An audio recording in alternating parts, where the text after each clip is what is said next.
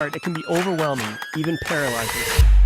So let's fix that. Welcome to Simply Cyber, a community of tens of thousands of aspiring and active cybersecurity professionals focused on networking, knowledge sharing, and professional development. I'm Dr. Gerald Dozier, Chief Content Creator at Simply Cyber, inviting you to get the answers to your cybersecurity problems with hundreds of cybersecurity videos answering your frequently asked questions, interviewing industry experts, and live streaming daily cyber threat briefings hosted by me. Now get the stories and insights you won't find anywhere else.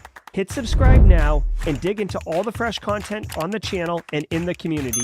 Nothing should stop you from launching and leveling up your cybersecurity career today.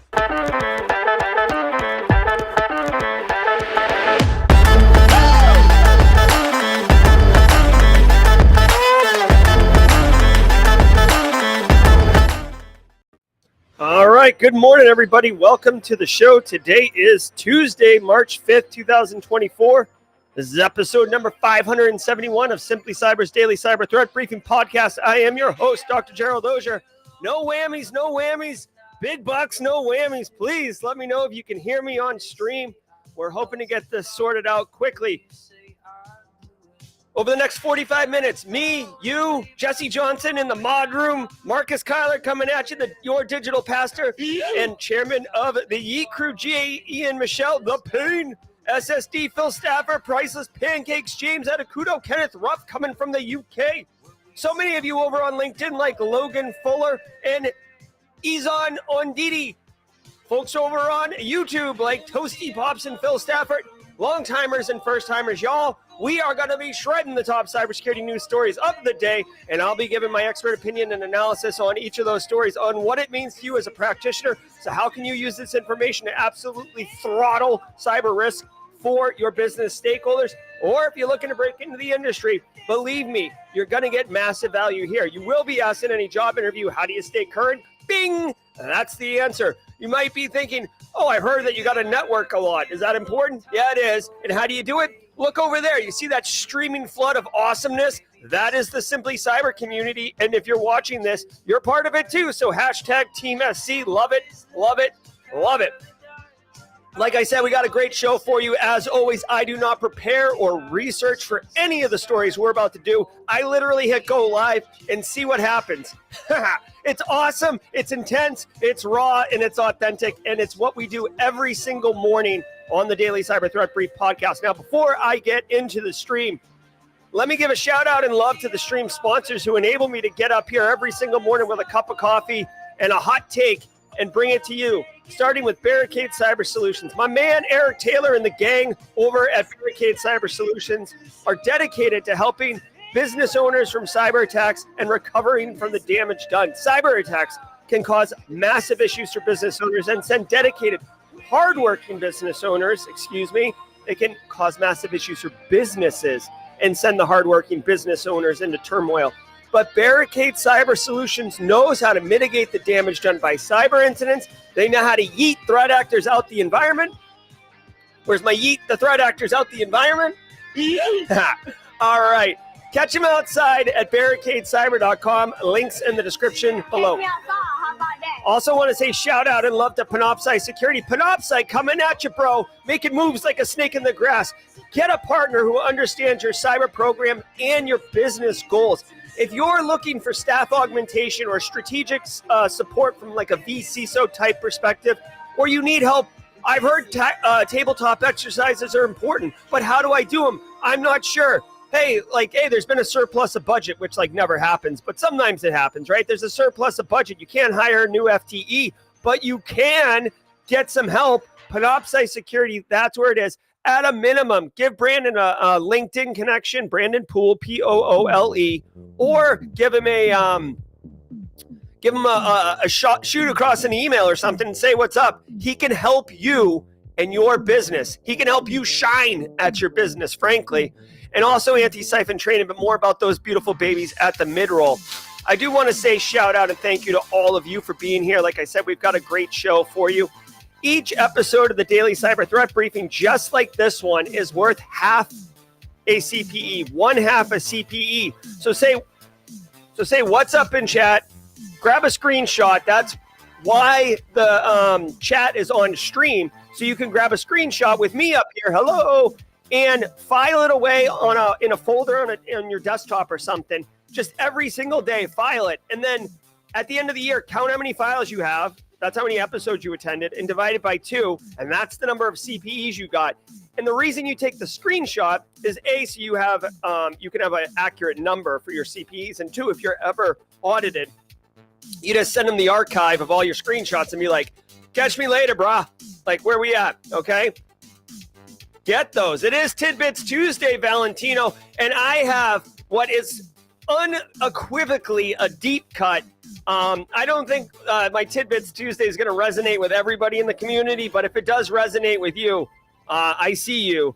You're going to love it. So stay tuned for that, where I share a little bit of a personal thing about me.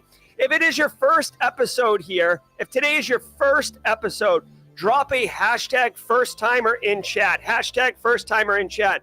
I'm a member of the Team SC. You're a member of the Team SC. But if it's your first episode, first day, first time, however you found us, welcome to the party, pal. Let us know with a hashtag first timer. We have a special sound effect and a special emote just for you first timers. We love welcoming you. Now, as much as it's awesome to get up here, flip out, drink coffee, and get busy, we got work to do, y'all.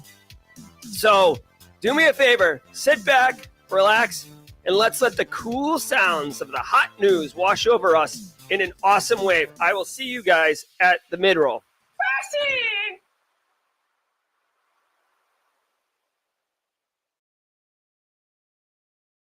From the CISO series, it's cybersecurity headlines. These are the cybersecurity headlines for Tuesday, March 5th, 2024. I'm Rich Straffolino. Mr. Straffolino. North Korea targets semiconductor industry. South Korea's National Intelligence Service, or NIS, reports that North Korean-linked threat actors breached at least 2 companies involved in semiconductor manufacturing in the last 3 months. These attacks stole product design illustrations and site photos. The attackers didn't attempt to use external malware, instead using a live-off-the-land approach to obtain data. NIS believes North Korean actors performed the attacks as the country prepares to produce its own semiconductors. All right. So a couple things here. One, so North Korea is an adversary, threat actor, authoritative regime. Lazarus Group is a threat actor group out of North Korea that's, highly successful, highly effective. And North Korea's MO has long been first of all, spying on their own citizens, and then spying a little bit of spying on, foreign adversaries, like spying on US, spying on whatever. But really financial crime is where North Korea is most well known. North Korea slowly started moving into espionage space. And because of the global sanctions around exporting semiconductors, which has traditionally, traditionally is kind of a funny word to say because it's only happened in the last year, but it's typically focused on semiconductor export to China, right? And China's been getting, slammed around or whatever. So to see North Korea breaking in and stealing semiconductor technology, by the way, it says South Korea says, they're targeting South Korea. It doesn't matter, right? North Korea, it's not because they share a border, right? North Korea could attack anyone. It might be because of similar languages, so it's easier to quickly assimilate any stolen information and patents and blueprints and such. But that's a speculative thought I have. Honestly, guys, when I think of North Korea, I know that they have, missiles and stuff, so they're not completely pitchforks in the Stone Age, but I don't think of them as having the capability, even if you gave them the semiconductor technology, to really have the capability to mass produce semiconductor technology. You need manufacturing, high-end clean rooms, a lot of precision machinery. Now, maybe they have it, okay. But when I saw this story, my first thought was, North Korea is going to try to get this so then they can sell it to China so they can continue to make money. North Korea wants to be seen as a first world power, right? By the way, this is a speculative hot take, okay? So let me just put my tinfoil hat on. This is my thoughts on this. I feel like North Korea wants to be viewed on the world stage as a first world power, right? It's like China, Russia, US, England, Germany, Australia, right? And they're all like at the big kids table. And North Korea's like, they're all like, say, 12 years old. And North Korea's like the 6-year-old who's like, hey guys, like, let me, like they want to be there. And the way that they get a seat at the table is by, having a kind of a nuclear capability, like having a military capability that needs to be recognized, or being able to have money, but North Korea is like hammed with so many sanctions because of all the ridiculous things that they've done on the international stage, that this is why financial crime is like their GDP, frankly. Again, this isn't a political show. This is a cybersecurity show, and they're stealing stuff. So I guess let me walk this back from like my pounding my hand on the desk, political show. With this, if you work at a company that produces or works in any way with semiconductor technology, whether you're actively manufacturing the technology or perhaps you're a supply chain vendor who helps and supports clients that make supply chain stuff. So like, let's say you're ready really quickly. Let's say you're the HVAC company for for like, I don't know, NVIDIA or Intel or something like that, right? You're the HVAC company and you have remote access into the manufacturing plants in like Crane, Indiana or whatever, right? You're still a target because, it's easier to pop an HVAC company and then go across the remote access connections and then pivot from within there than it is to go in the front door. This isn't like make-believe. Like this is exactly how Target, the shopping store, a retail store, was compromised in like 2012 or 2015 or whatever it was, when everybody was losing their mind. They went through the HVAC company, right? Casino in Vegas was popped through an aquarium, right? I think it was Bellagio, right? And correct me if I'm wrong. It doesn't really matter. It's just a casino, but like basically like some outsourced company that manages the aquariums, right? Like hotel staff's not managing the aquariums. They outsource it. They remote it in, and threat actors remote it in too. So all this is to say, if you are working with a company that's involved with semiconductor technology or semiconductor adjacent, meaning like supply chain or whatever, then you should have this in your threat profile. Not just North Korea, but like, dude, like China, espionage, all the things should be at play in how you're looking at your security operations, what your risk profile is, what type of controls you're implementing, what type of both protection and detection controls. And obviously you want to have, fundamental cyber hygiene best practices and such. But if you're going to mature a little bit beyond that, this is the type of thing that you may want to look at and say, okay, like we should protect from, like either take the semiconductor intel, like the blueprints and stuff, and put those behind additional controls. You don't have to. Here's another thing that people make a mistake on really quick, and then I'll move on. Like say you are a semiconductor manufacturer, right? That doesn't mean you have to harden the entire operation. If you can compartmentalize where the semiconductor data is, or the intel or the blueprints or whatever, if you can compartmentalize it that way, access is restricted to those things, or you can't access it like remotely, or it's only accessible 9 to 5, Monday through Friday, or whatever, right? Then you're being mindful with respect to resources, budget, and time, and the risk profile, right? It's easy and crude to just, we got to harden everything. Like when you get into larger companies, it's ridiculous. You cannot harden everything. That's why you have to compartmentalize. Okay. All right. Thank you. The infrastructure goes dark. The pernicious ransomware group shut down its data leak blog late last week. Bleeping Computer reported its negotiation site had remained up over the weekend, but came down as of March 4th. On the Tox messaging platform the group uses for communication, it posted a message in Russian that translates to "Everything is off, we decide." An analyst at Recorded Future shared a message that alleges ALV banned an affiliate responsible for a ransomware attack on Optum that resulted in a $22 million ransom.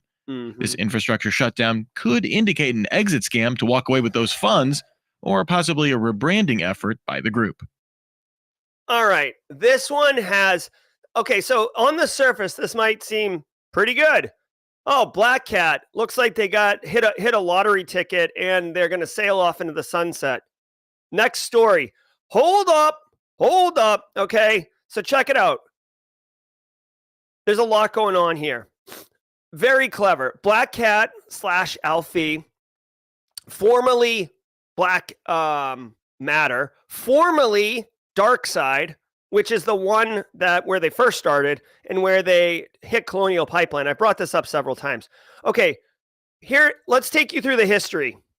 Okay, Dark Side hits Colonial Pipeline and gets like, I think it was something like $70 million or something like that. It's either 7 or 70 million. It doesn't matter really, but the U.S. federal government with all of its force comes down like a bat out of hell. It was, sorry, Kennedy. It was like Zeus throwing a lightning bolt, okay? Darkseid exploded. Somehow, the FBI was able to recover some of the crypto funds that Colonial Pipeline had paid as a ransom, which is unheard of. We don't often get the money back. And then Darkseid was like, oh, we're done. We're disbanding. Like, forget this. Like, the heat was on, okay? The heat was on, and they didn't like it, so they said we disband, okay? Now, fast forward like a month or whatever, and Black Matter comes on the screen. It's a rebranding because immediately law enforcement and defenders were able to determine that the TTPs, okay, the tactics, techniques, and processes, again, I always get TTP wrong, so go ahead and flame me, but the TTPs were the same, okay? Now, really, really quickly, okay? What the hell? So every once in a while, Chrome fails me and my keyboard doesn't work in certain ways. So like I literally cannot type on my keyboard right now. This is awful. Mods, I can click. If the mods would mind, can I please get David Bianco's Pyramid of Pain, please? So anyways, here's the deal. Black Cat ransomware procedures, all right? Tactics, techniques, procedures, tools, techniques, procedures, whatever. The thing is, TTPs are at the top of the David Bianco Pyramid of Pain, which means it's very difficult for a threat actor to change that, which is how we're able to give attribution to Black Matter to say that they're same as Darkseid. So Black Matter disbands, and then they form Black Cat Alfie. Okay, so now they're disbanding again, allegedly. So, you know, they've proven multiple times that they will rebrand under a new moniker if the heat is on. Now, this $22 million, this is directly related to the Optum Healthcare hit, the one that's been in the news all week and part of last week, where like prescriptions can't be provided. Some legislator or congressperson wanted to tap into emergency funds for hospitals in New York City, which I said yesterday, like that's not going to do anything. So the heat is probably on. Now, they said that they banned one of the affiliates. Another thing that you should know is that a lot of, thank you very much, mods.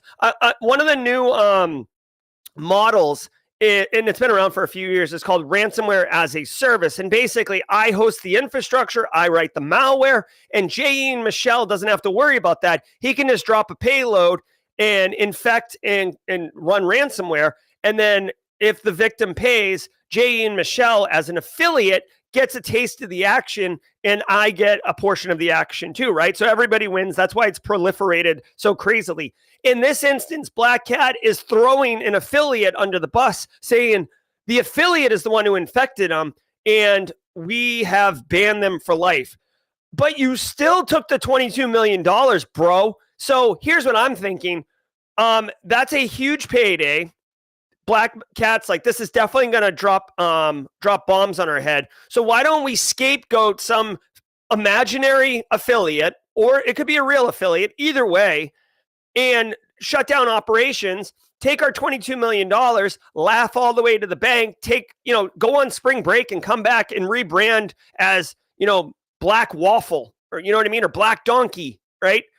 Dark Donkey, like whatever. So here's my predictions. One, with high confidence, they won't be back. There's no way that they won't be back, okay? It's straight cash, homie. Straight cash, homie. Two, I'm not really sure like law enforcement's already been kind of shutting them down and breaking them off. So they're disrupted already. So to me, this is like one last, score before they shut it down for a few months and let the heat die down and then come back. That's what's going to happen. Unfortunately, you don't dismantle these threat actor operations unless you get the humans behind the keyboard. Really quickly, this is David Bianco's Pyramid of Pain. Good to see my control minus button works. This is a famous graphic. You should be familiar with it. If you've never seen it before, let me introduce you to it. The higher up you go on the pyramid, the more difficult it is for the threat actor. At the bottom of the pyramid, for example, hash values of a file. Threat actors can change a file hash value very quickly, which is why signature-based antivirus solutions suck.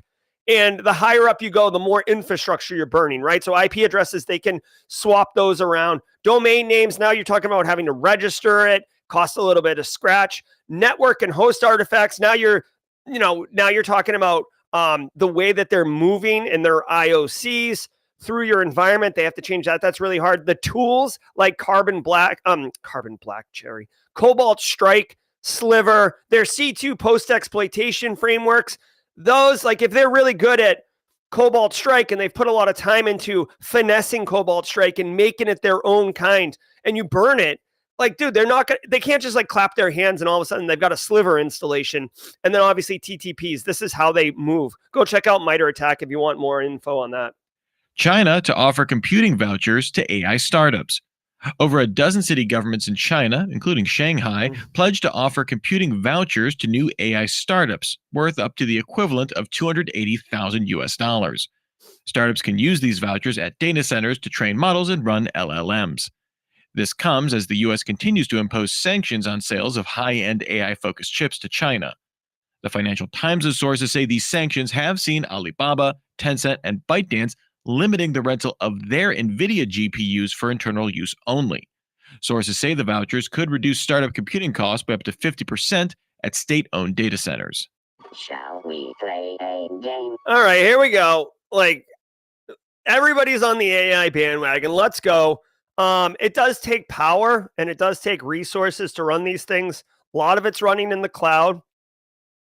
But, the cloud, as much as we want it to be, elastic and limitless, there is a limit to it, right? There are finite resources in the world. So China is basically identified that there's a lot of innovators going on who don't have access to powerful back-end systems, and they're offering vouchers. This is basically just a way to carve up the resources and allocate it in a way that works. I'd also point out that China is very involved in their tech, their tech sector for sure, but like their private sector, they are definitely absolutely involved. Like if you're a successful start, and there's multiple instances of this, so I'm not making this up. If you're a successful business in China, the Chinese government will speak to you. They will put one of their high-ranking officials or military leaders on your board, and you will comply, or you will you will have problems, right? You will be sanctioned by them. You will be disrupted. Your CEO will be removed. Look at Alibaba. Look at Didi, the rideshare app that made the mistake of trying to register on the New York Stock Exchange. Look what happened to them. Look at any of them. So for me, and China just recently approved like 3 different AIs for use, but like all of the inputs and outputs of the AIs that they approved basically get copied off to some data center that the Chinese government is, using for research purposes. So it's just go read or watch 1984. Okay. I mean, this is basically in a nutshell. And it's just further galvanizing, strengthening their position as an authoritative regime by, again, this isn't a political show. Anyways, long story short, this looks nice and looks good. And if you're a startup in China, you can get access to these resources, but there are strings attached. Anthropic releases new chatbot models. The AI startup announced 3 new models for its Claude chatbot: Opus, Sonnet, and Haiku. Developers can now access the more powerful Opus and Sonnet models, with the light and quick Haiku models available in the next few weeks. Anthropic focused on designing these models to answer with less hallucinations and the ability to cite sources. The new models will feature image analysis capabilities, but not the ability to generate wholly new images from prompts. All right. I mean, dude. Okay. Shall we play a game? Another quasi cyber story ish. Okay, so here's the deal. Hallucinations of AI chatbots was really bad back in hey Just Ben, thanks for 17 months. Listen, hallucinations is basic, if you don't know, like you could ask chatbot like I don't know, like give me 3 examples of ransomware threat actors. And like maybe they would cite Dark Side Colonial Pipeline, and then they would just like they'd be like, oh, and Flaming Donkey hit MUSC, right? Or something like that. Like, and it would cite it, and it would just be making up crap, but it'd say it so confidently that people are like, oh yeah, nobody's fact checking it. That was early on. That was like, March through June of 2023, ChatGPT 3. So that's been bad. But the way that the technology is moving, this Anthropic group probably said, hey, the hallucination is something everybody's complaining about. Let's work on innovating and solving that. Again, solving that problem like they've done right here is not something you clap your hands twice and it happens. It takes time, energy, and effort, resources. So maybe they spent 6 months working their booty off and finally solved for the problem. But guess what, man? It is moving so quickly that you tell me, man. ChatGPT 4 is what I use. Google just released Gemini a couple weeks ago. I'm not seeing a lot of hallucinations. I used AI, these bots, for like first drafts of stuff, and like I use it to cook all the time. I'll be like, hey, there's on the ChatGPT app for your phone, you can actually initiate like a phone call, simulated phone call with the bot. And I'll just be like, hey, I have broccoli, chicken, and, I don't know, onion and ketchup or whatever in my fridge. Like I'll just list what's in my fridge and be like, give me an idea for a healthy weeknight meal for a family of 4. And like always, they're just dropping perfect recipes. I haven't seen hallucinations in a while. So to me, what I would say as far as the TLDR of this story is that this, to me, just reinforces what I've been saying and others, that the tech is moving so quickly that even if you have a good idea, like this is no longer a market differentiator. Like I'm sorry, Anthropic and all those who invested in it, but like ChatGPT and Gemini are juggernauts with huge financial backing, and the issue that you're addressing isn't really an issue anymore. Which, by the way, to go back to a larger point that I've had, legislation and regulation around AI use, safe AI use, it is moving glacially slow with respect to how quickly the technology is moving. And this is just a prescriptive example of what I'm talking about. All right. Again, let's go. Hey, fingers crossed for a cyber story. And now a word from our sponsor, Conveyor. AI is getting pretty smart, so you shouldn't settle for mediocre security questionnaire automation software that only generates the right answer 20 to 50% of the time, or have to wait a day for the vendor's team to check the answers.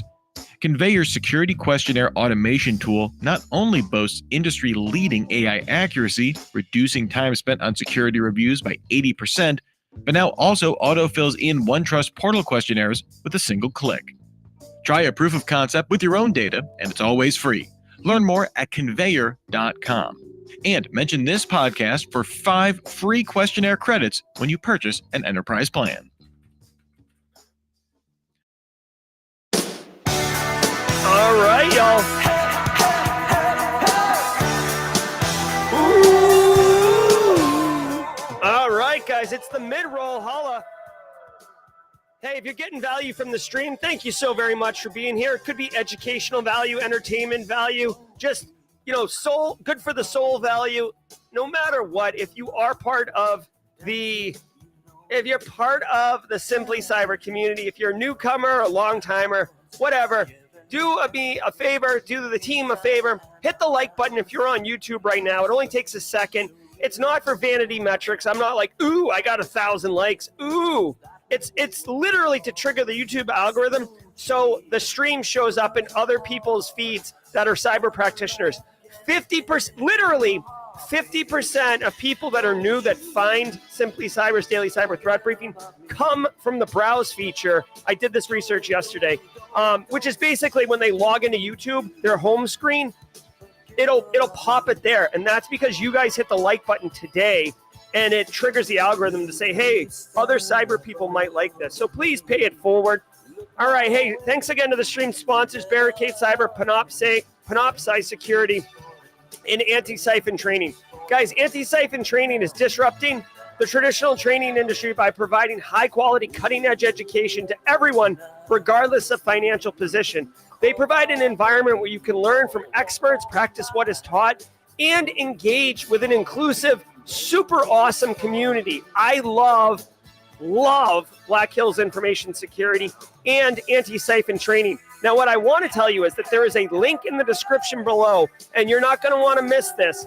Starting on March 18th, so 13 days from today, a week from tomorrow, John Strand is back with a 4-day training, 4 hours a day. You can fit it into your schedule, 16 hours, getting started in cybersecurity with Black Hills and MITRE ATT&CK. You will cover 11 key things in this course, and it's designed to teach you things that you would do day in and day out at a job. It's not really theory. It's not talking about, what AES is and things you might study on Security Plus.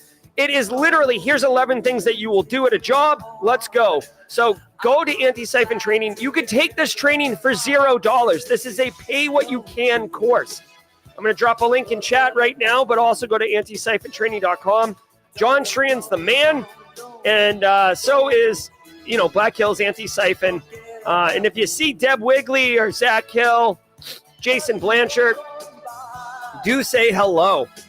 All right, guys, Simply Cyber Community Challenge every single day of the week. Let me see it.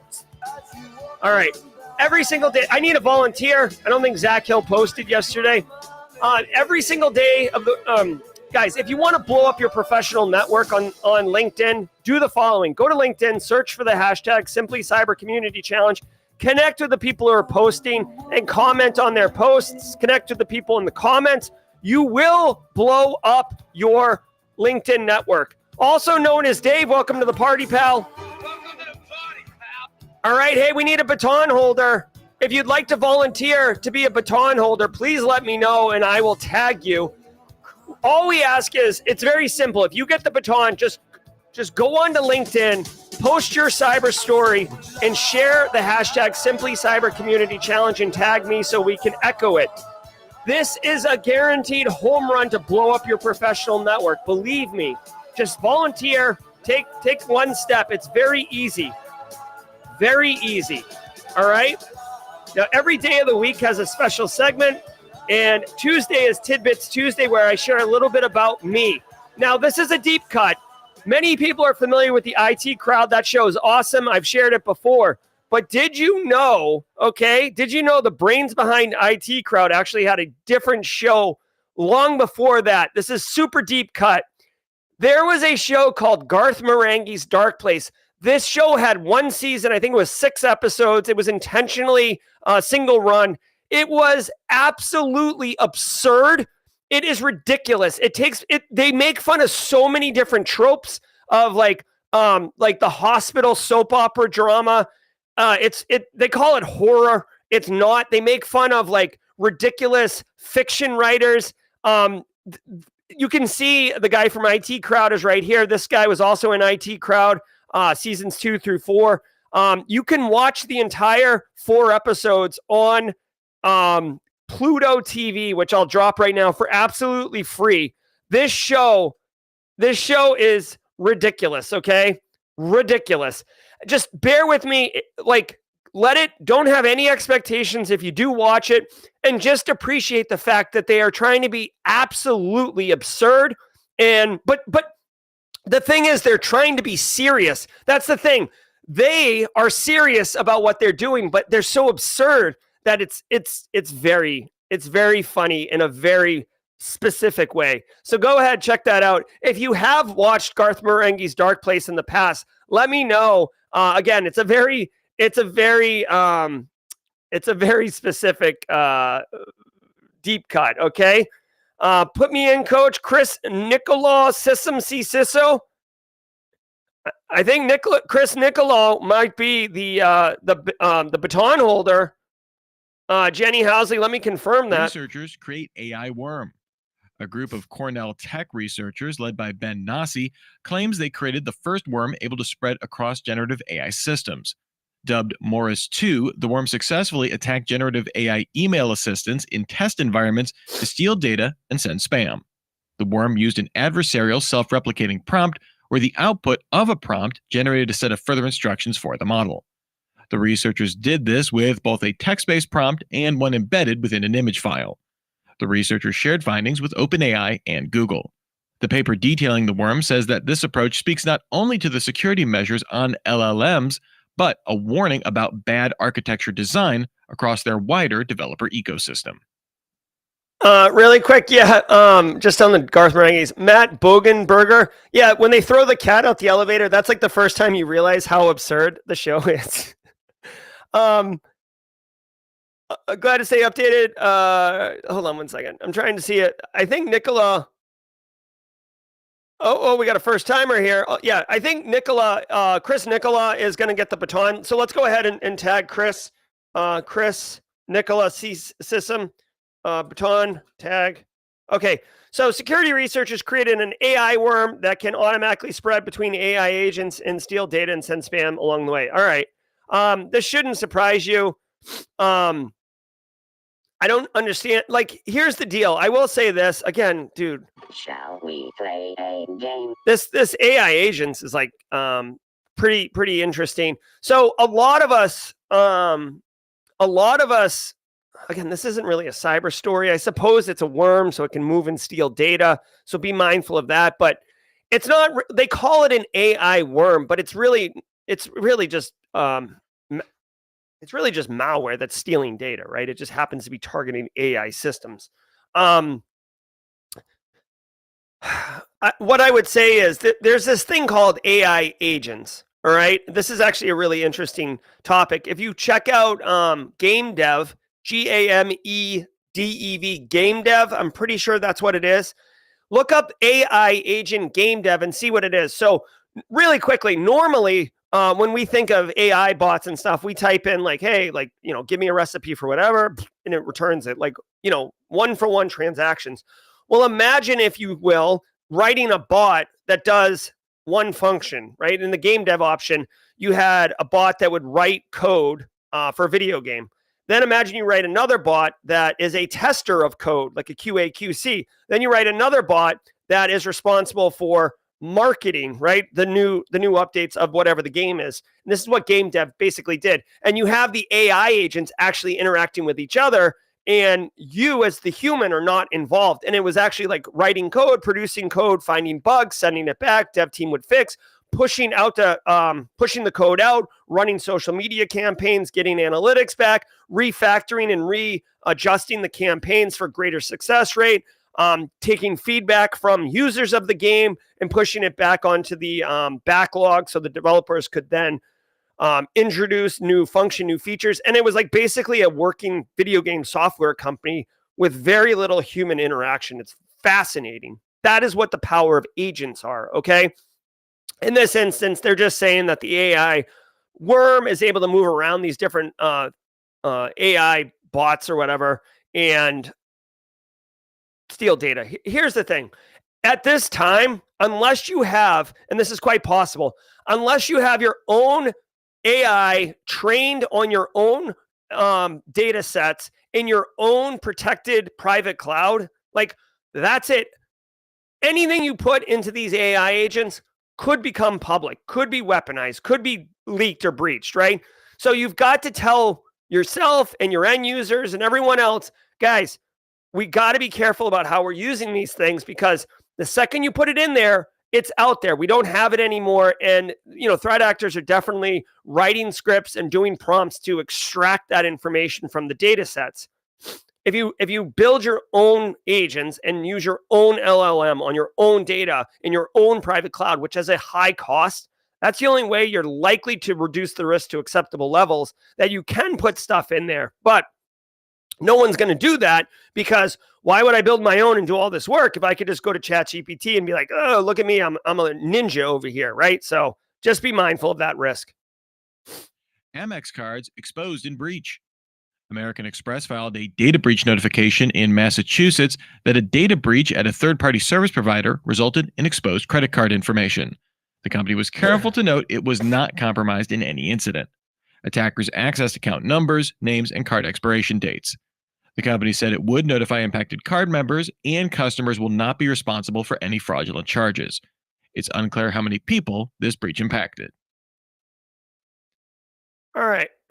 So Amex gets hit, but it's a third-party breach. Again, this is a classic story, and I would include this in your own threat profiles, right? For your GRC people in here, you do all the right things, right? You got a SecOps team that's absolutely crushing it.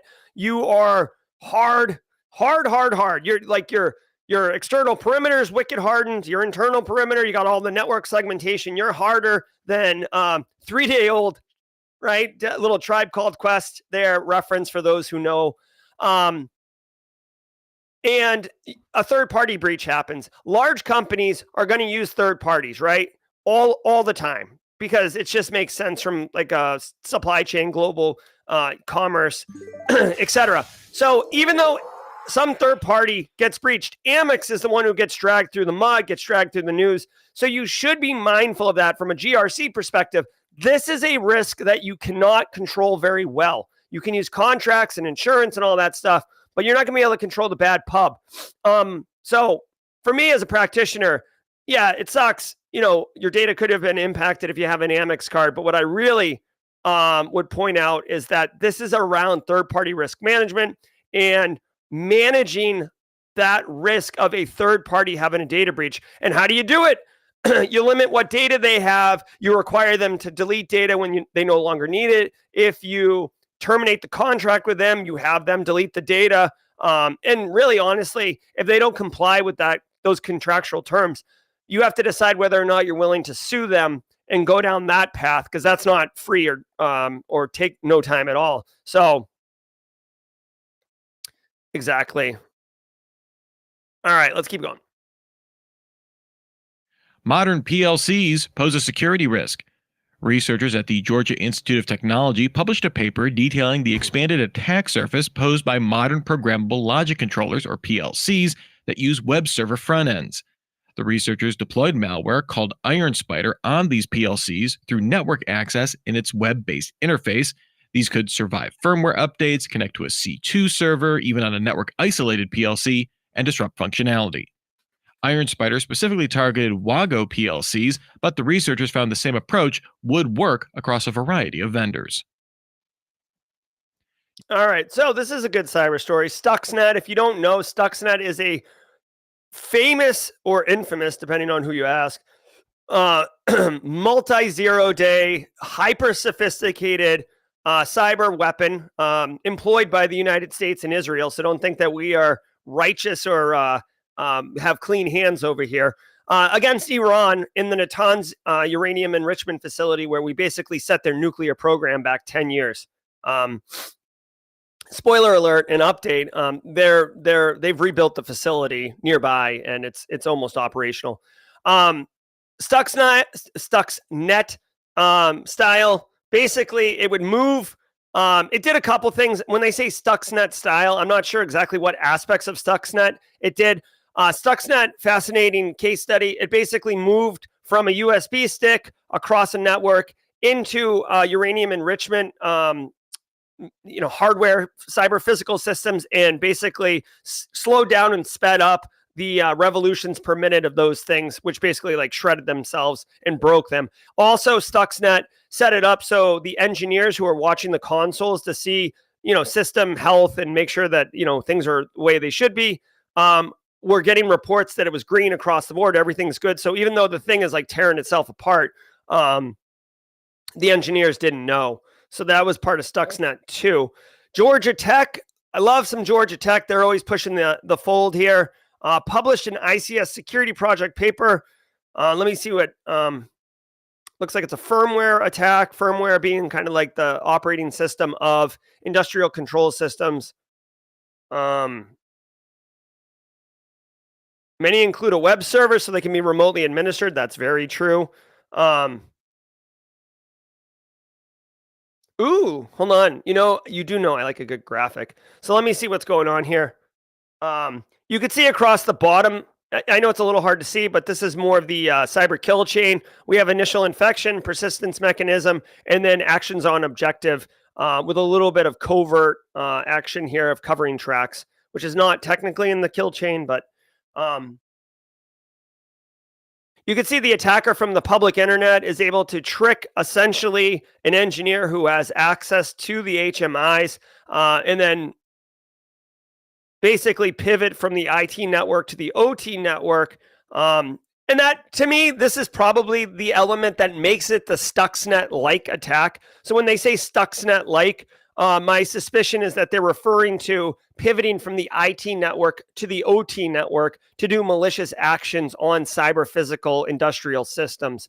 I'm not going to poo-poo on academic research, but typically academic research is not really rooted in like something that you can do practically for your environment. But this research is actually applicable and appropriate.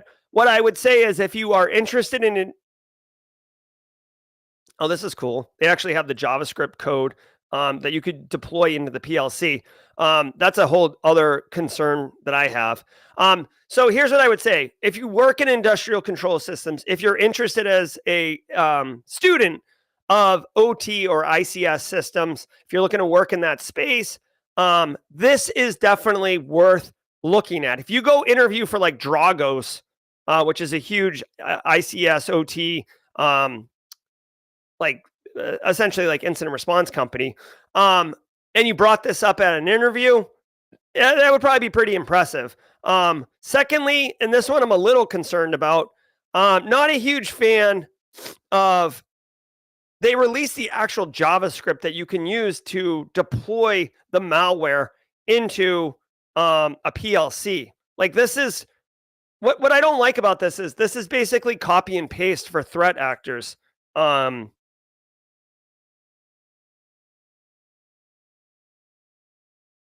on one second. I'm just looking at this. I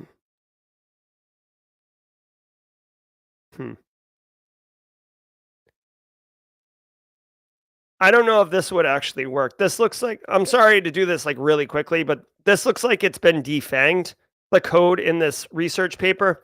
So you can't just copy and paste it. I appreciate that they did that. But it's a hella good start for a threat actor. It does look like it's been nerfed a little bit, but anyways, if you're interested, I recommend you check out this paper. It does not look like it's a waste of your time. I'll drop a link to this particular story in chat if you want to go that far. Ukraine claims Russian hack. Ukraine's GUR intelligence unit claims it exfiltrated data as part of a breach on Russia's Ministry of Defense. It claimed to obtain information on encryption software, troop orders and reports, organizational documents about the ministry, and working documents from the Deputy Minister of Defense. The GUR released screenshots of database queries meant to corroborate its operation. Unlike previous operations by the intelligence unit, the GUR did not claim to destroy any data in these attacks. All right, so Ukraine strikes back.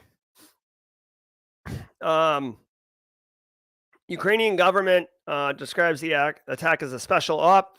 Now, remember, Ukraine is no clown baby when it comes to cyber capability.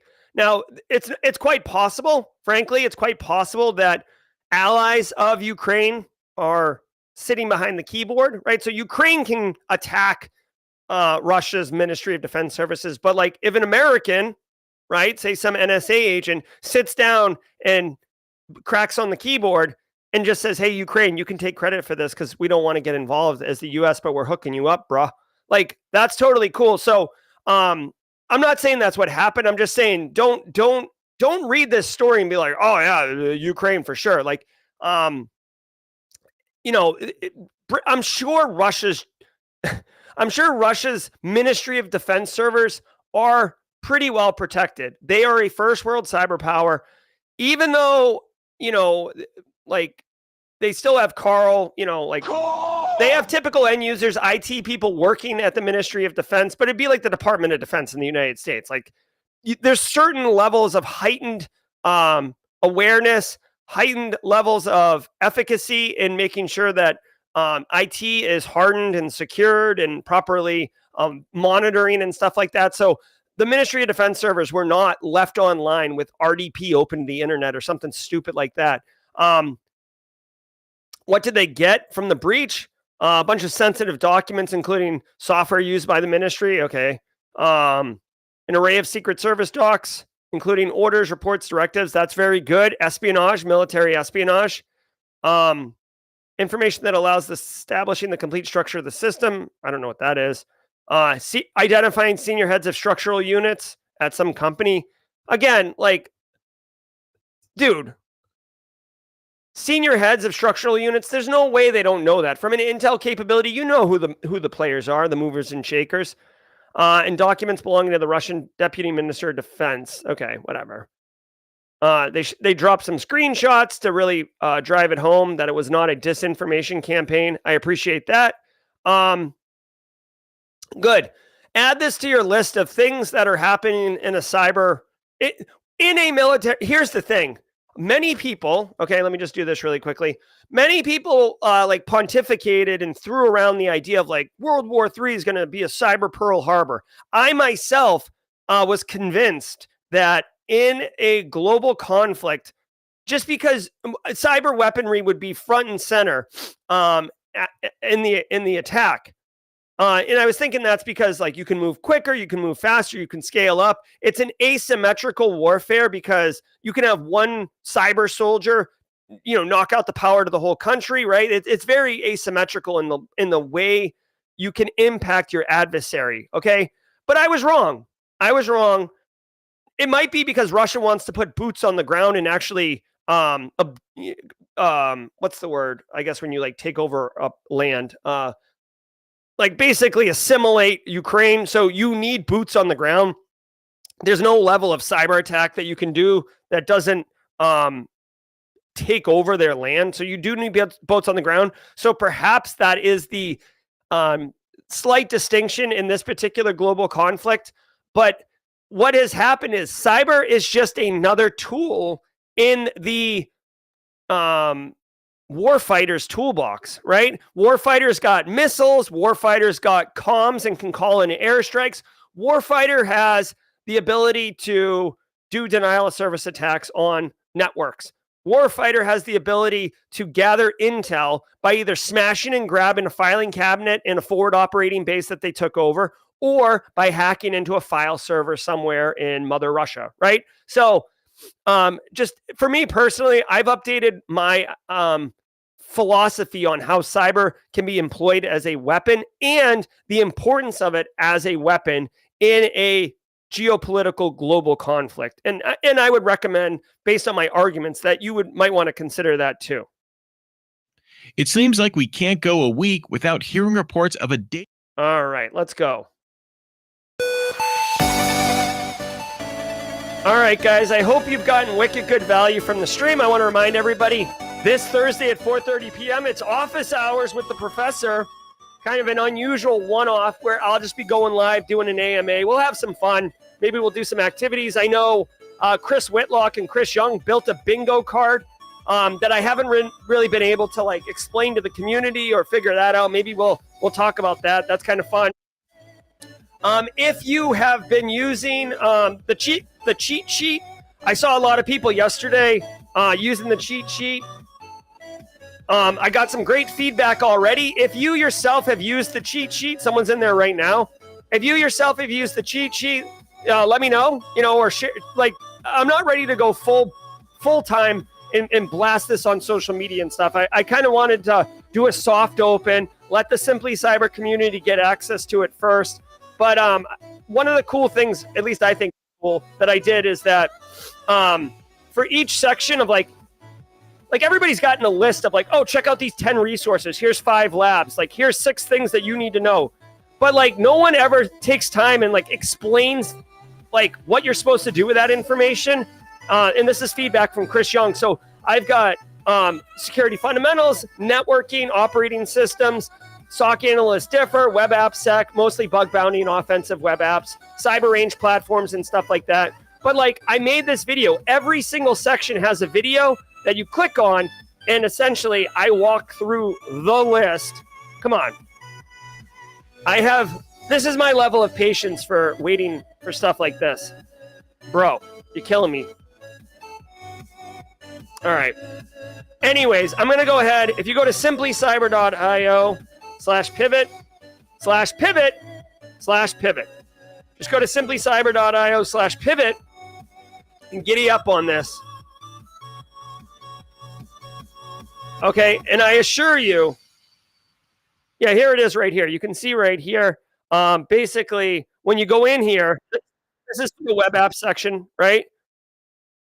I go through all the resources and I explain like, this is why you'd use this resource. This is the value. I'm actually particularly happy with the way the web app sec one, because the resources I aligned, they actually stack on each other. So if you do the first resource, it'll enable you to do the second resource with greater utility, and then the third resource for greater utility and all that. So I think this is a key differentiator in a way that a lot of cyber resources are being shared on social media and on Discord servers and such. So go check it out, simplycyber.io/pivot.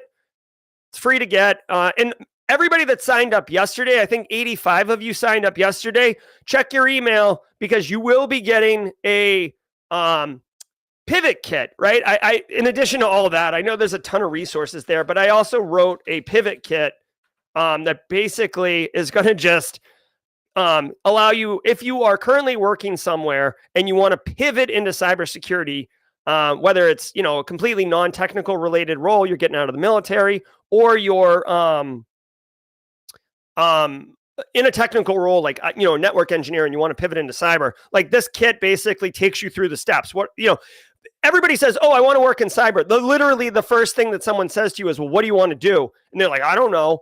So the first thing we do is get you figured out on what roles there are and which ones get you excited, and then figure out how you can get that role and then move through the process. So anyways, go check it out.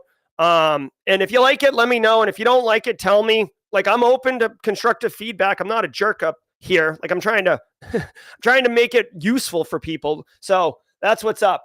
All right, guys, it is Tuesday, which means I'm going to go teach, but that doesn't mean jaw jacking's not going to happen, friends, because we're all about good times here and letting the jaw jacking flow. So I'm going to bring on Eric Taylor, CEO and awesome guy from Barricade Cyber Solutions. Let's bring him on stream. Hey, Eric, what's up, dude? What's going on? It's great to see you. You been good? Man, I've been busier than a one-legged jackrabbit on crack, man. Okay, that is super busy. That is super busy. Mm-hmm. Well, thank you for giving 30 minutes of your time for the Simply Cyber community. It's great to see you, Eric. We got to catch up, man. It's been a minute. Yeah, did you get the merch in yet or no? Yeah, I did. It's right there, actually. I was going to say, I'm going to be wearing a Barricade Cyber shirt tomorrow, so look for that. It's a little warm for the hoodie. But yeah, I'll be wearing that on stream tomorrow. So definitely do that. All right, everybody. What are we going to be talking about today, Eric, before we dig into the Q&A? I don't know. I was going to talk about the Amex thing. I didn't see that it was already on the CISO series. We do have Ghost Locker 2.0 doing some of, its shenanigans, so I might dive into that. Yeah, I've been kind of doing what I can to catch up today. So awesome. It sounds good, guys. Be well. Enjoy your time with Eric Taylor. I'll be listening in the car.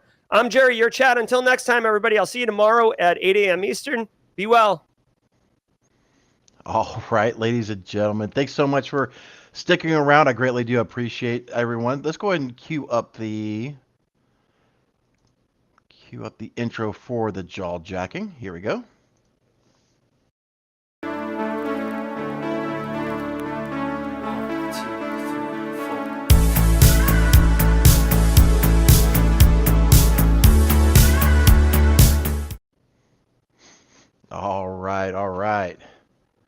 Let's do this. Let's fire this up. And let's play some.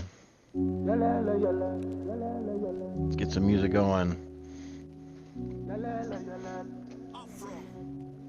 I'm seeing some questions coming in on the chat. So the Rich 464 mentioned, could you please look into the city of Hamilton breach, one of Canada's largest cities? Shocked that the daily cyber brief passed over today. Yeah, they are a little slow on some of the stuff. To be honest with you though, this one actually slipped past my radar as well. So those who don't know, this is the story in question. And I will drop this in here. I don't know a whole lot about it. So thanks for bringing this one up. Let me just kind of skim over this. Explain the source of the cyber attack. I'm pretty sure it's RDP, Ransomware Deployment Protocol. You know, this is the one thing. Oh, so all right, here we go. We're gonna get on a soapbox here. I was a little tired getting into this, but yeah, I'm gonna call complete and utter.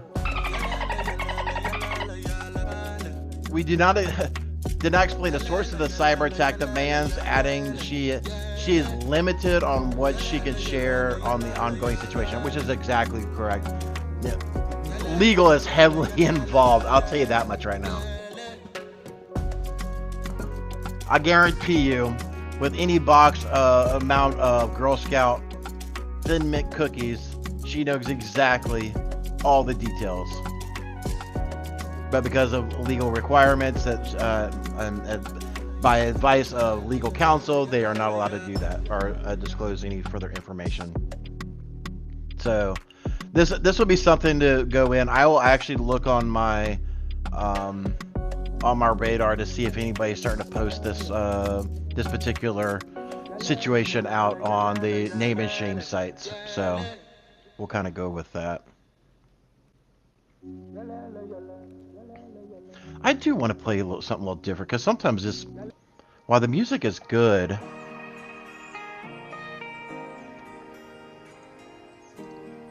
let's dive into the music AI real quick.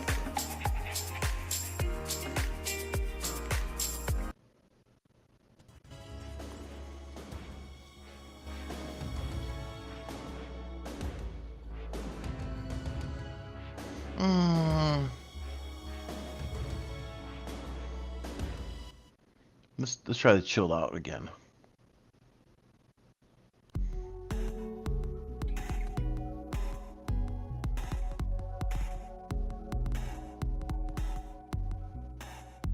Maybe. How's the audio on that? How's the audio on that?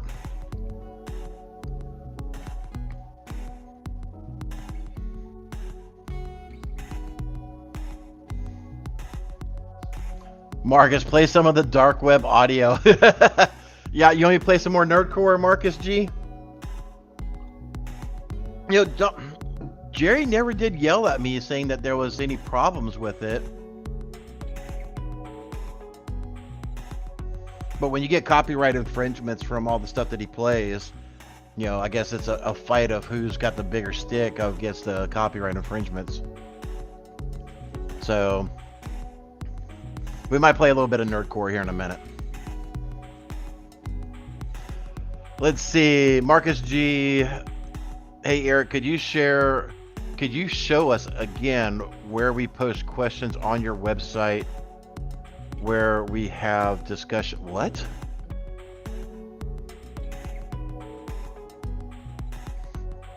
Marcus G, I'm not familiar with the question. Could you show us again where to post questions to your website where we have discussions? Marcus, I'm going to need you to elaborate on that. I'm not sure what exactly you're asking for, sir. Mr. Green reads, Eric Taylor question, have you ever heard of MCSI online learning? Moses cybersecurity, it's free supposedly and ideal for noobs. I have not heard of it, but you know what? Let's dive into it together, right? Yeah, that's the one thing, and I will get into this Ghost Locker thing in just a moment, because I do have some salty takes on that a little bit.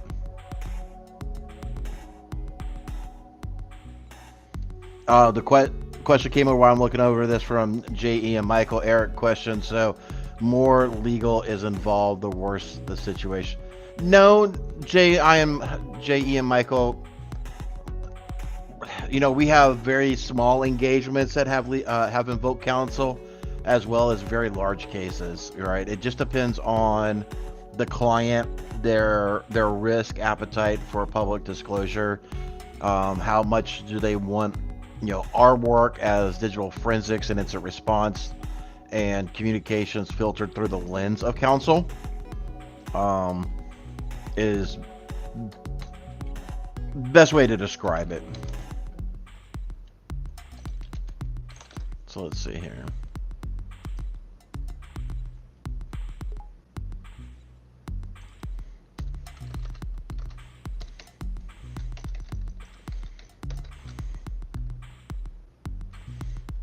Achieve superiority in cyberspace. Okay, so they're actually working for some departments of defense, or some of their students have gone on to departments of defense. That's pretty cool.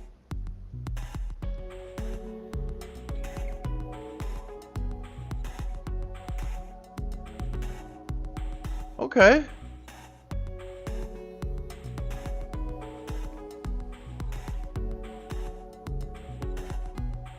Dude, I might be interested in, you know, seeing what they actually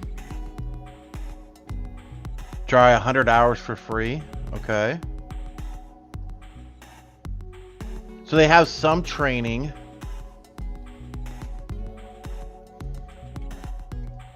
I would check it out.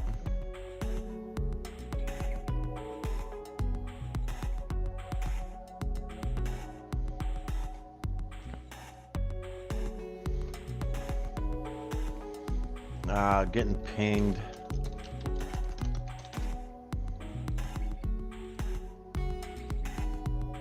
Hey, sweet.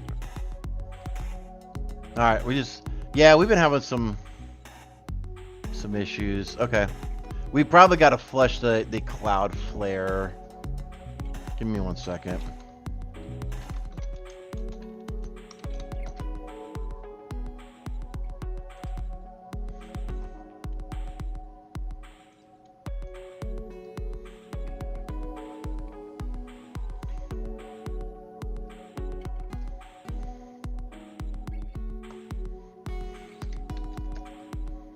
I gotta press my UV key.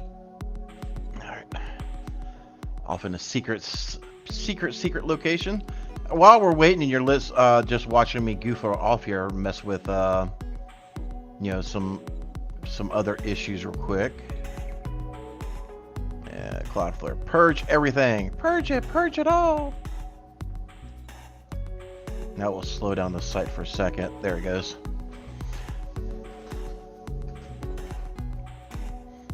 So thank you so much, mods, for bringing that up, Miss Jenny Housley. So that should be solved.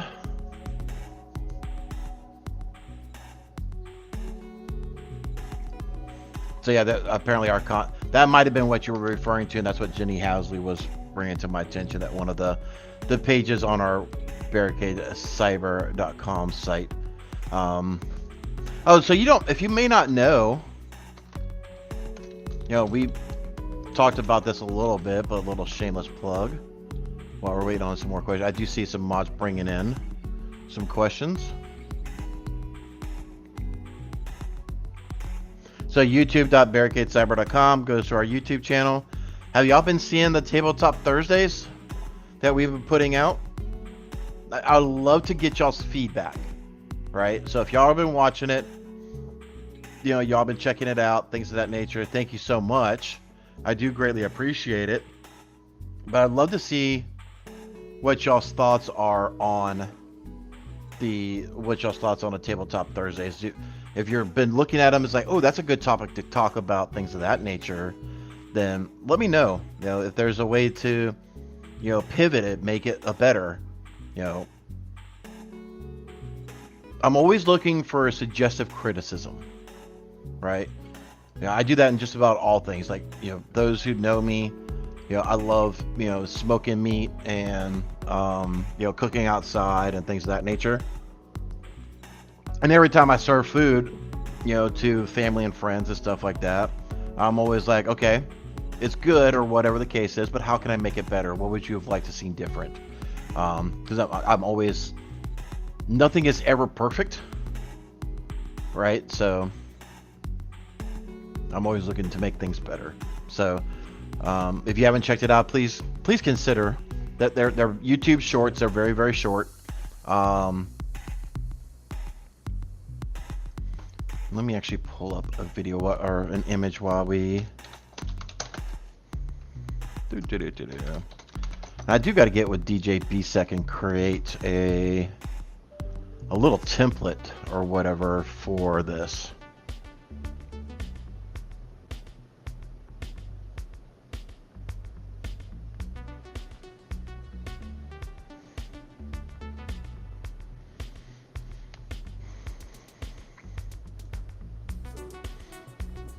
There's an image I want to get a hold of real quick before diving into Ghost Locker 2.0.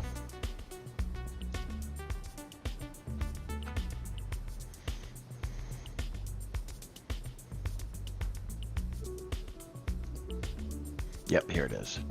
Download it. Why can't you just... I hate the way the iCloud downloads stuff.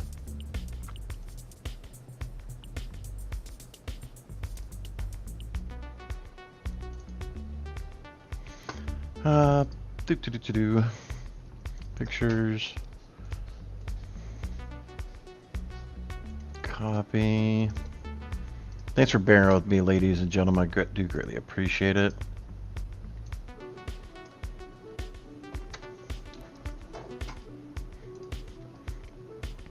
All right, so when we get into the questions here in a minute, I was on Telegram. For those who don't know, I got multiple phones. Graphene OS. Because need to be secure in some of the garbage that we do. So I was messing around with. I seen Ghost Locker put out a version 2, and I'm down here trolling them.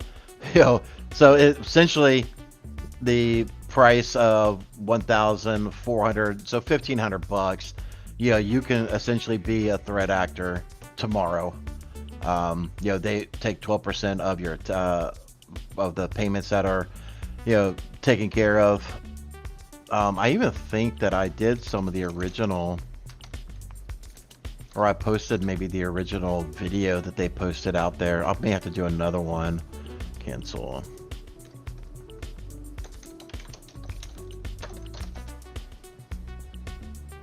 Maybe I didn't. Oh yeah, I did. So if you want to see the original one with me just jaw jacking about Ghost Locker, but I did put, I did stream there. What was their original? Yeah, so their current price was at $1,000. So their price is going up a little bit. So if you for threatactoracademy.com, I own. Jerry said it so many times. I actually bought threatactoracademy.com, and I've got some ideas of what I want to do with that domain, like point it to Jerry's YouTube channel or something, just to troll with him. But if you got any unique, clever ideas that you want me to do with threatactoracademy.com, let me know. But anyway, so Ghost Locker 2.0, they are working on Ghost Locker 3.0, just like we've seen with Lockbit. They're always got multiple iterations of their application that they're going through. What I did not know that GhostSec and Stormus, however you want to pronounce it, have teamed up. So, a merger and acquisition and M&A, if you will, of multiple threat actors are coming together. But they've pretty much said that, hey, that they are going after, the Middle East, Africa, and Asia. So they have joined forces. Again, with potential merger and acquisition style, or maybe they're just like, Wonder Twins Unite type of situation. So that may be why we're seeing some of the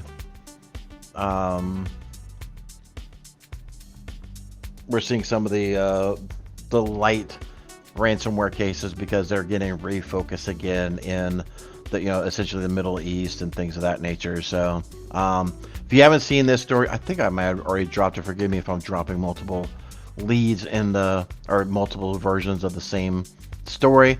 But yeah, definitely check out Moses Institute.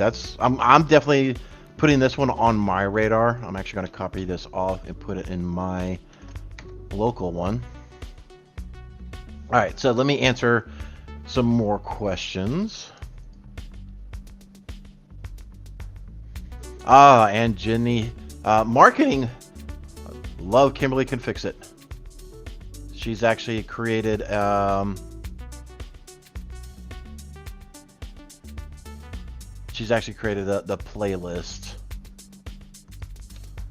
So if this has not been shared already, Kimberly Can Fix It, is the marketing manager here at Barricade Cyber. So I just posted the playlist there if you're interested in that.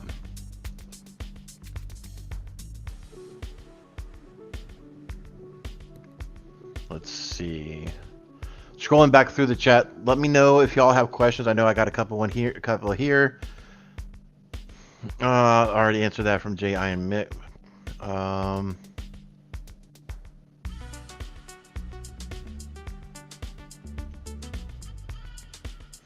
You showed us so going back to Marcus G, you showed us last week, I think you said we could post a comment question about whatever we wanted, and we could have discussions. Maybe it's a form you have. If it's about Simply Cyber or anything that we talk about here, then I would say post that in Discord. The mods, I'm not heavily active on Discord, because as Joseph and some other people call me, is you're an old boomer, and it's just yet another messaging app that I really just don't have time for. But definitely post it over there in the Discord, tag me, or even tag Casually Joseph, because he loves Discord, and he can let me know about it, and we can definitely bring it up as a discussion to have. But I don't have like a public forum like on the website or anything like that. And definitely don't, if you're needing services from us, you can definitely use the contact us page on the Barricade Cyber. But if it's just general chat, just hey, what does Eric think about X, Y, and Z, just use Discord, because otherwise it gets into our Salesforce platform, and you're going to get all kinds of goofy marketing, and we may just classify it as spam and just delete it out of the Salesforce case management system. So don't want to discount what you may be bringing to the table. So different place for different ideas, right? Adam VV, Eric Taylor, how do I start a Barricade Cyber Solutions of my own?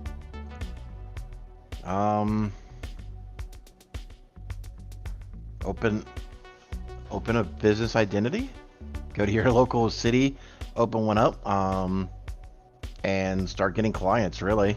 It's everybody's got this notion, Adam VV, that, and I say VV because it's a capital V lower V in his name. I'm not we'll just call you Adam. But a lot of folks are always like, oh, start your own business, that it'll be fun. And business ownership is not for the weak. This is something that you're gonna want to have to do. Like, I want to be the driving force behind this thing. Working 16 to 20 hours a day for 5 years needs to be a very real concept in your mind. Right? You are literally pouring your blood, sweat, and tears into something. So when people say that business is your baby, D right. Yep, I am right. Well, hopefully I'm allowed to say that word here. So I would say, Adam, unless you have the passion to do business, don't. It will destroy your life if you're not into it. If it's not something if entrepreneurship is something that you do not want to do not do it. It's one of those things that I wouldn't wish a business ownership on my worst enemy type of thing. So, much like cybersecurity, make sure this is something that you want before opening up your own business.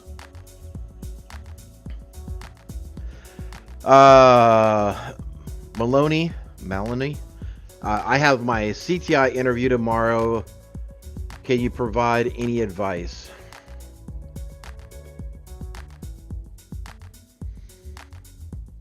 Do your homework on the company.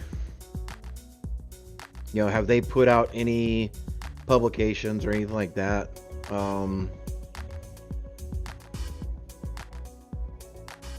Yeah, I would strongly go in there, look eager, look pumped. Like you're overexcited to be there. Know the company as much as you can. So yeah, it goes a long way when you're sitting with the interviewer and you can quote out other things that the team has already done.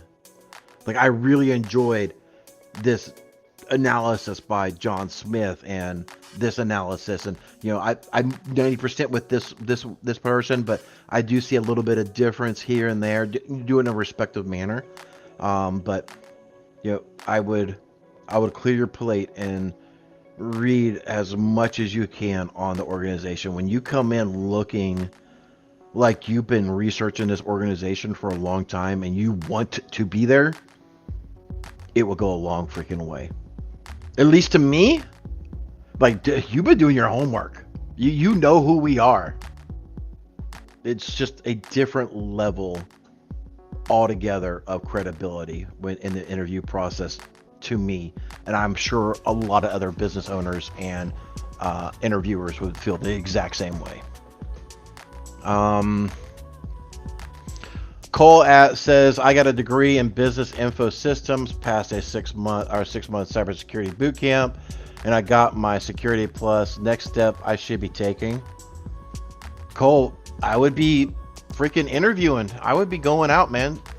Right? I mean, you've got a lot of you've got the grounding steps for like GRC, InfoSec, SOC analyst. You've got the foundation steps. I would be talking to people today, lining up interviews today. All right. I mean, that's what I would be saying. It's my 2 cents. And since we're doing the music AI, I can actually drop that off. There we go. I'll bring up the other screen if we...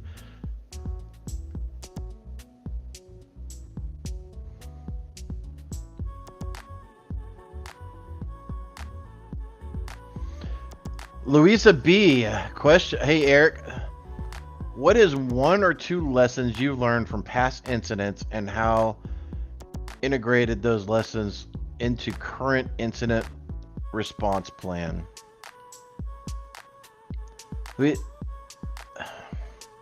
I will say,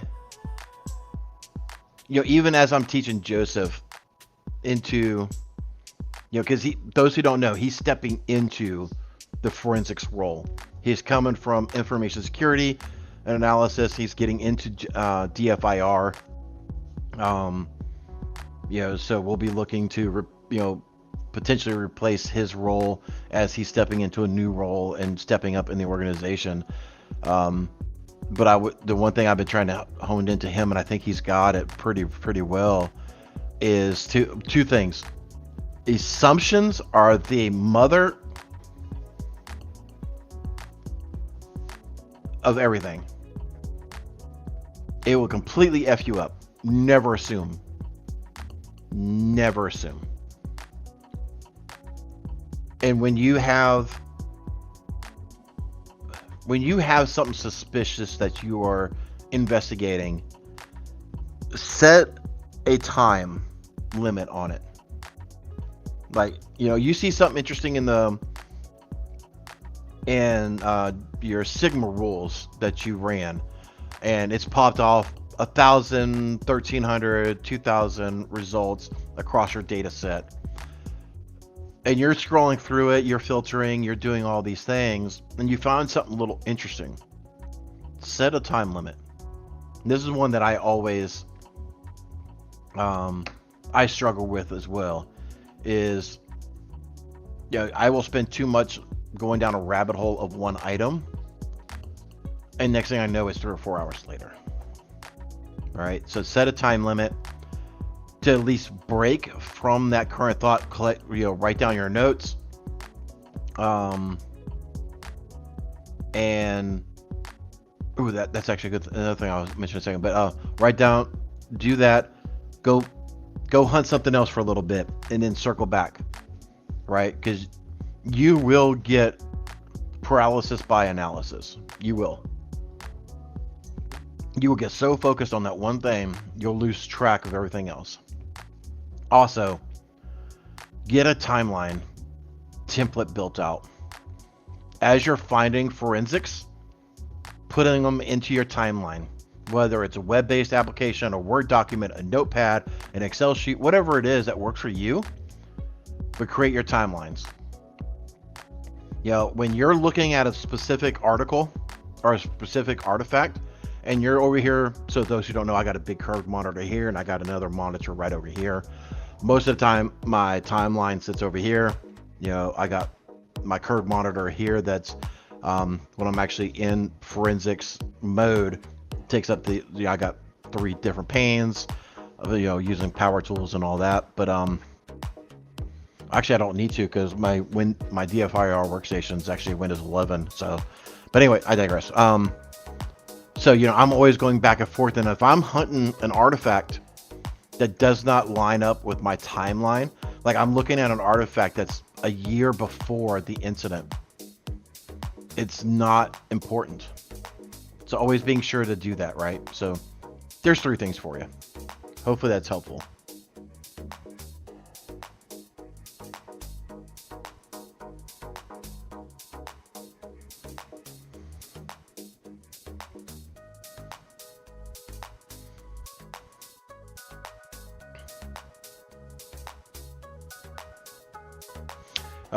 Christopher, question: any labs for monitoring and analyzing security events or incidents that you recommend?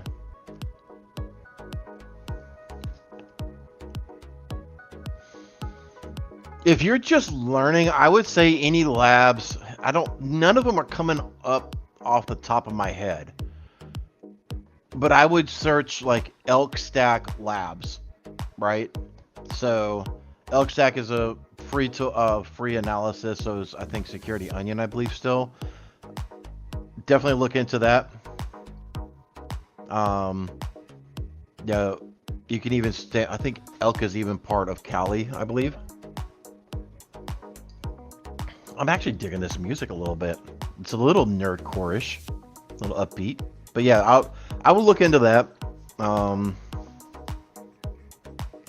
Most of that stuff that I've ever done for lab work has been part of SANS. So I'm a little sheltered in all that in that particular scenario, Christopher. Sorry I couldn't be helped, but hopefully that search term will bear with you. Well, let's take a look. Let's look together, shall we, ladies and gentlemen? Let's see.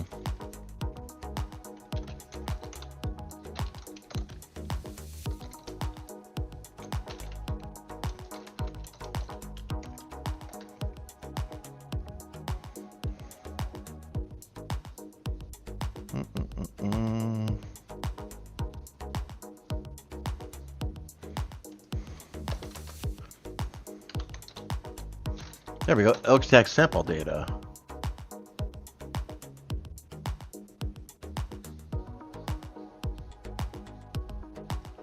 Oh, there's at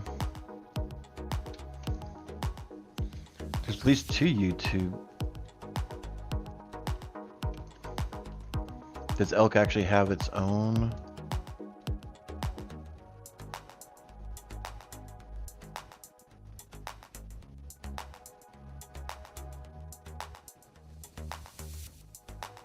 Oh, so it looks like Elk actually has potentially, yeah, it's got some sample log files, e-commerce orders. So yeah, that actually, Elk may actually be cool. It may actually have its own sample data as well. Here, I'll actually throw this in chat as well. So hopefully that will that'll bear some fruit for you. Hopefully that answers your question, but I would definitely look at that. Carrie says it could be a grizzly to bear with Eric. I don't know, maybe. I am pretty tough. I like to think I'm fair though. Carrie, I'm definitely not one to spoon feed answers to my team. I'll give them gentle nudges in the right direction. Like, hey, look here. Hey, look here. But I'm just not going to be like spoon feed them. I'm just not. I'm here to teach. You know, if you're here to learn, I'm going to teach you. And you don't learn it by being spoon fed, in my opinion. Eric Taylor, the Japanese have a word that encapsulates the self-improvement. They call it Kaizen. Good for you for wanting to consistently improve. Well, thank you so much. That's, how do we pronounce that word? Because like those who've been around for a while, I've always said hooked on phonics never worked for me, and now we're going to actually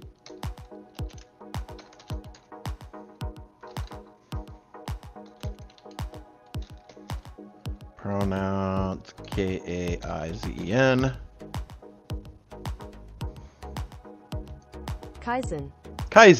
Kaizen. All right. So Kaizen is the Japanese word for self-improvement. Thank you so much. I need the more you know. Oh, I've actually.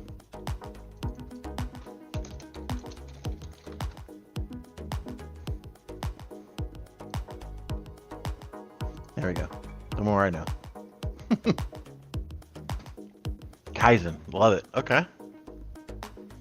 Marcus G. Yes, Graphene OS for the one. Yeah, so we've actually got Marcus G. I've got multiple pixels that do the Graphene OS. So, for these who don't know, you probably can't see it, but they're all on Mint Mobile because you don't have to prove who you are when you're on that platform. They never touch my network, so it's a fully autonomous for the most part. So a lot of times I'll use it for when I'm mobile with threat actor communications, for Telegram, watch it, monitoring dark feeds, things of that nature. So it's a pretty cool little platform. And it helps keep me in the Android-like type of ecosystem a little bit as well. So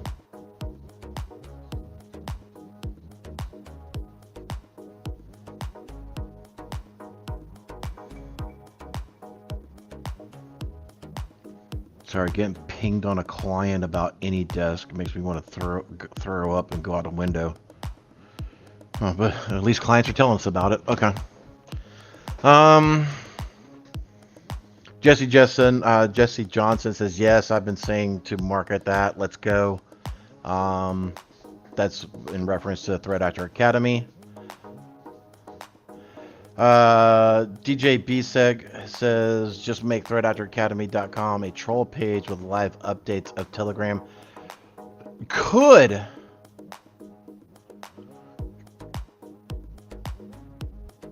You know what I thought about also doing? Oh. So I thought about going through transcripts, and this would be. This may not go well. I may lose a friend on this one. I don't know. I probably shouldn't do this.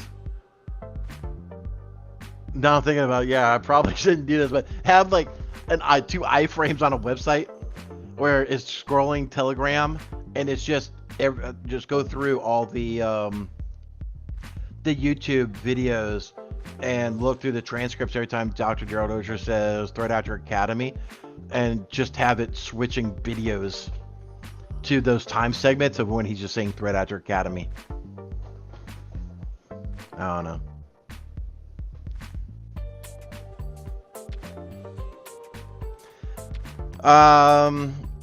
JMB Handcrafted says, any resume tips? You know what? JMB handcrafted. Hold on. Hold my beer.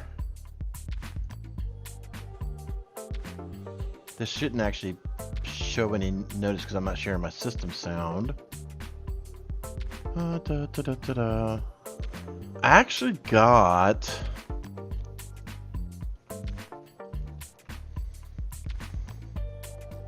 an email. See, I don't want to spend too much time finding it, but see if I can find it real quick. Yeah, here we are. Let's see, can I do this?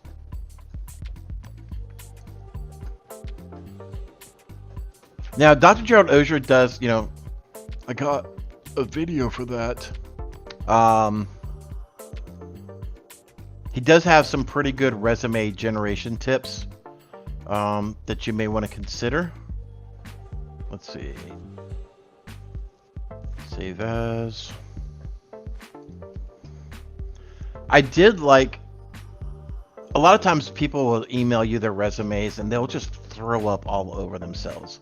But I will say this particular one, so a lot of times folks have, you always have problems like, hey, I want to show potential passion. I want to show potential this or potential that, to stand out.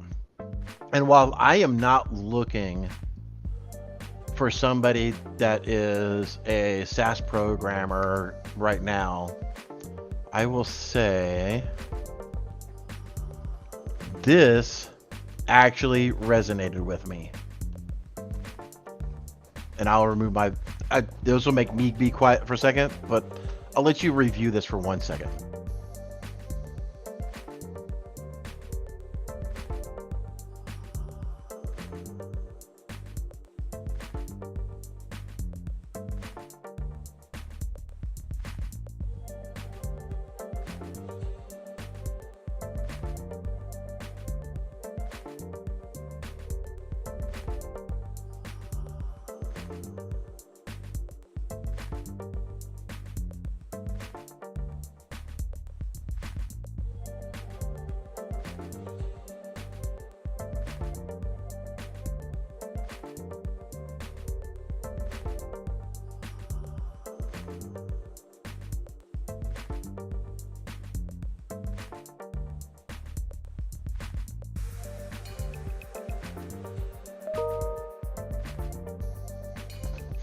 You see what I mean? So, sorry, it actually let me step away from the camera for a second, so I was able to serve two things with one thing. But you kind of see where, this individual goes through and actually, expresses what he's trying to get done, right? So, that intro, that would make me want to potentially open up his document and look at his resume. So, that's what I would say for a resume tip. I would also say keep your education toward the top of a resume as well. JMB _ handcrafted. When I'm looking at resumes, when we're accepting people, the first things I want to know is what education you have, what experience do you have. So me personally, again, I always got to say that, because not everybody thinks like I do by any means. I'm a little gifted in the head with ADHD, but for me, I'm hunting for experience. Now I want to see that quickly, right? What experiences does potential have? Whether it's formal, college, which we've talked about before. I'm not a huge fan of the institution of higher education unless you're going for managerial, you're going for that CISO, things like that. That's just my personal opinion. But just I want to see the education. I want to see what education and experience that are related to the job you're applying for. I don't care if you've been working at Pizza Hut for 3 years. Little known fact, one of my first jobs actually was Pizza Hut.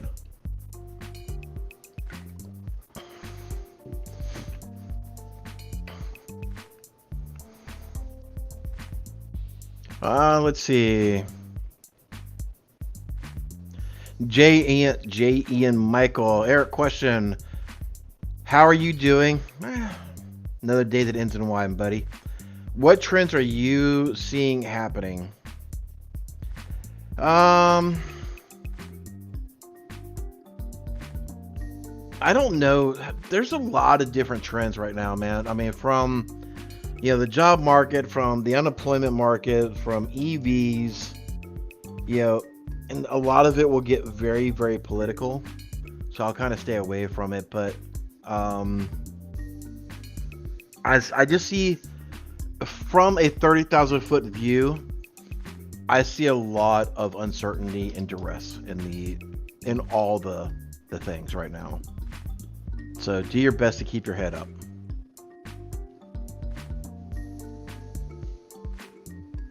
David P, what certification do you recommend for someone to get Net Plus or Sec Plus?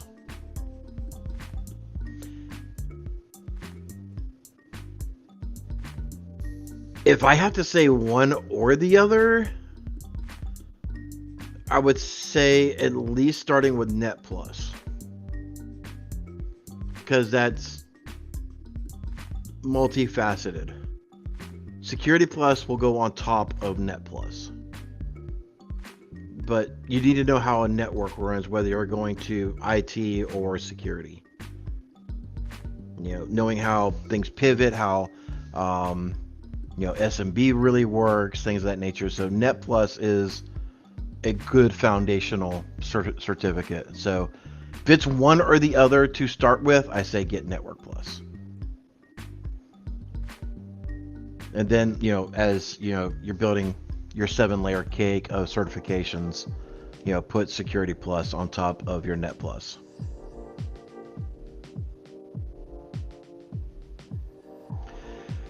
David P, follow-up question. Would you recommend for someone to study for the CISSP and sit for the test 4 to 6 months later?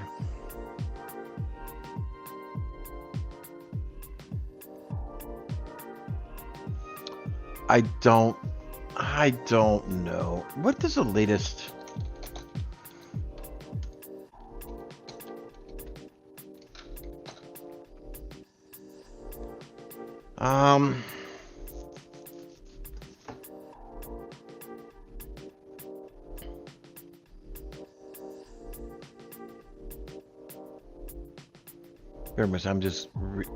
I'm just Googling something.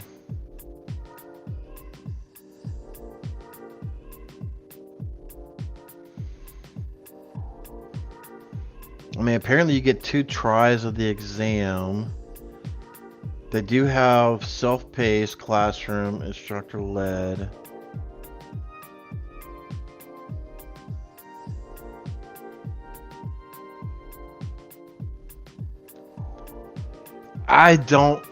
David P, I don't know. I don't feel like I'm qualified enough to answer that. I don't have a CISP.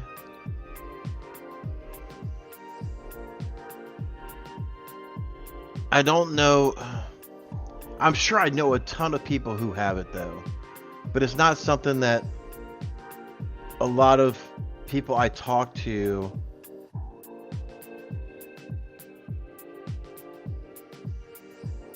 quick glance, domain 1, security and risk management. I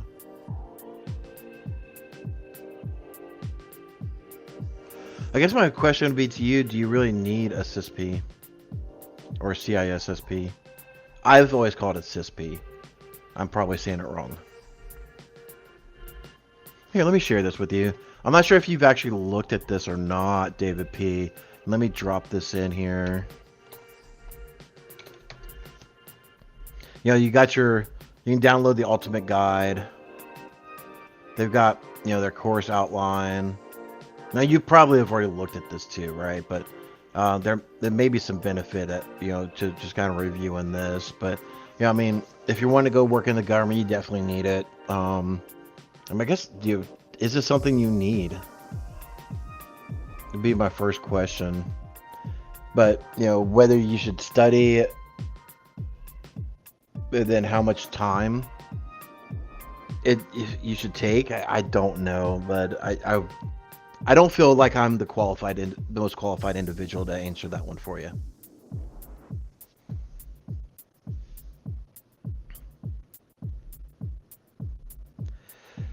Tai Wong Gong. Question: is pen testing age specific? I feel being over 40, I may have a place in the field. It takes a longer time for me to understand certain concepts and wonder, should I continue this path?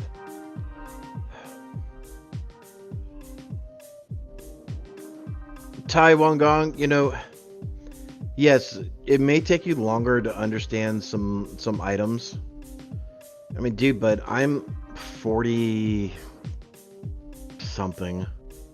I'm mid 40s somewhere. All right. I'm not too far away from 50, right? Dude, I'm learning every day. So, if you feel the passion to do it and want to do it, I say do it, bud. If you don't,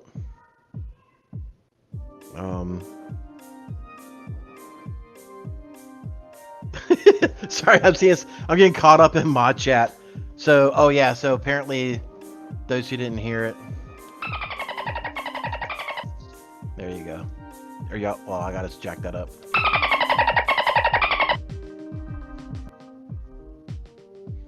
That may actually echo my system sound as well. But yeah, Tai Wong Gong, I would definitely say do that. You know what? I don't know if I can do that. Let's see.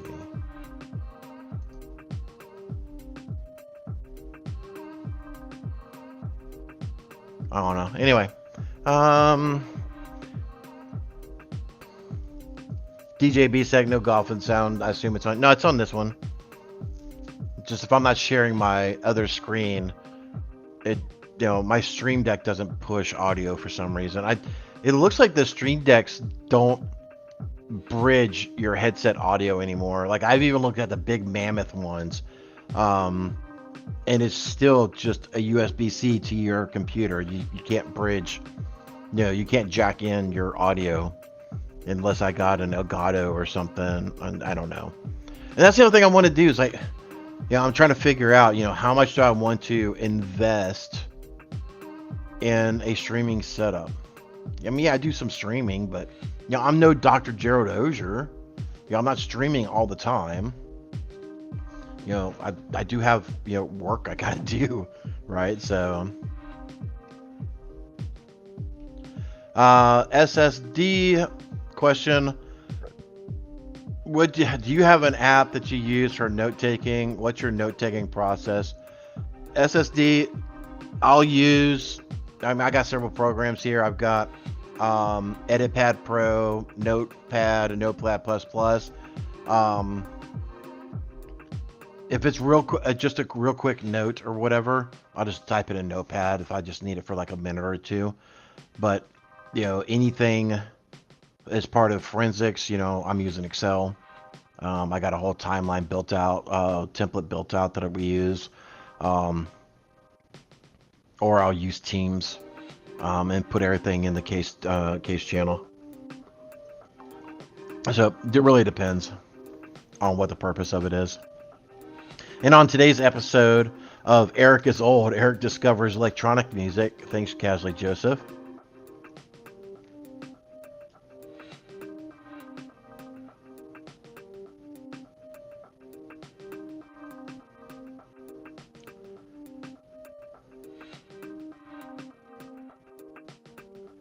Let's see. Space Tacos, what's one of your favorite cybersecurity related books? Man, most of my books are still packed up. I've been living here for a year now, and half of my life, or probably more than half of my life, is still packed up.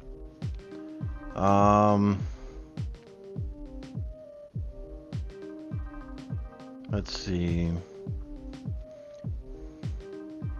I'm so far behind on my reading. Well, essentially me are behind on my listening.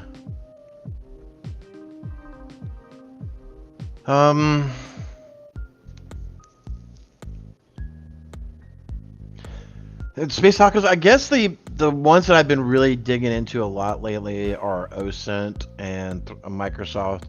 Anything web-based forensics, like 365, Azure, things of that nature.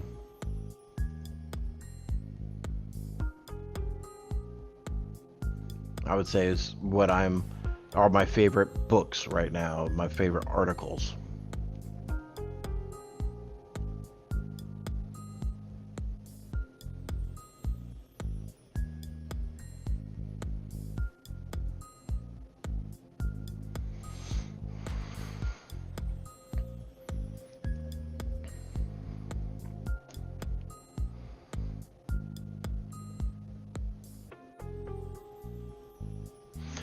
So in Restream off of Discord by Silent Hawk question, what pixel model do you recommend for setting up Graphene OS for the first time? Question, what pixel model? Oh, let's say just so this is literally my first time setting up Graphene OS. Well, not real. Last year was my first year of really going down the Graphene OS and the whole privacy thing and stuff like that. These are all 7 Pros, I think. Yeah, so 7 Pro, and even this one over here, 7 Pro. And Graphene's got a new web-based application that will help you go through everything. So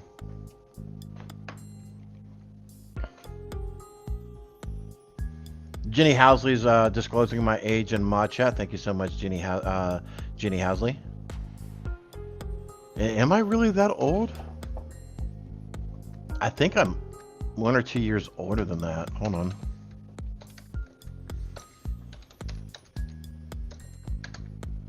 Yeah, Jenny Housley, you're wrong.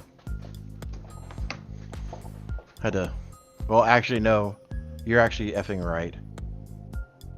Because that will be what I'm looking at is what my next birthday will show me. Sorry.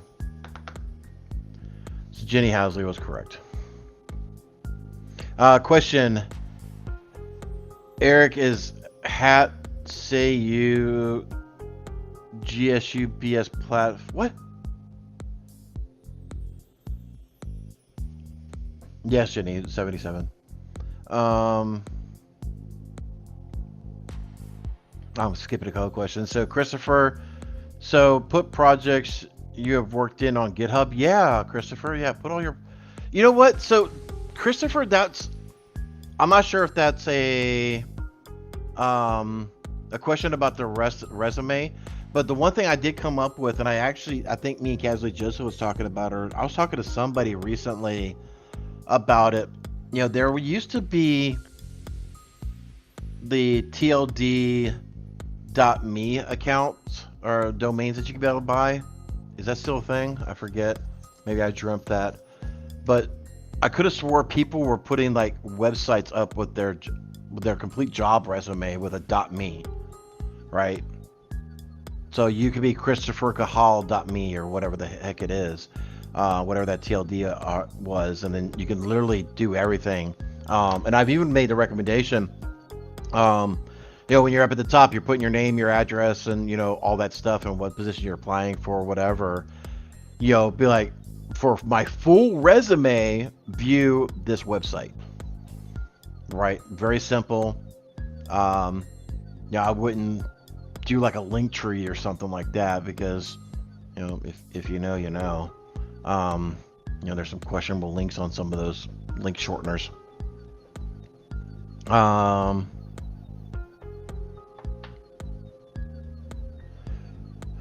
So yeah, I would say potentially that.